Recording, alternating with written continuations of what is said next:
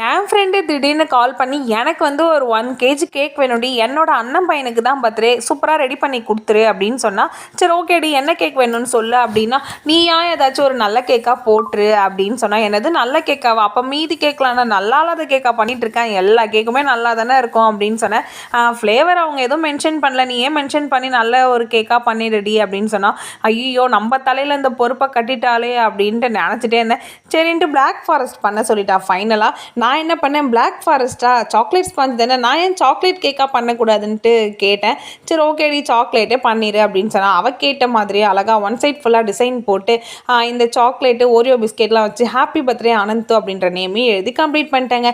And இது கூடவே ஒரு 1/2 kg பட்டர்ஸ்காட்ச் கேக் இருந்தது, அதையுமே இந்த மாதிரி ப்ளூ கலரில் அழகாக சூப்பராக ரெடி பண்ணி எடுத்துக்கிட்டேன். அண்ட் ஃபைனலாக ஒரு ரசமலாய் கேக்கும் வந்துச்சு, அதையும் பட்டாமுச்செல்லாம் பறக்க விட்டு சூப்பராக ரெடி பண்ணிட்டேங்க. இந்த 3 கேக்கில் எந்த கேக் பிடிச்சிருக்குன்னு மறக்காமல் கமெண்ட் பண்ணுங்கள். பாய்.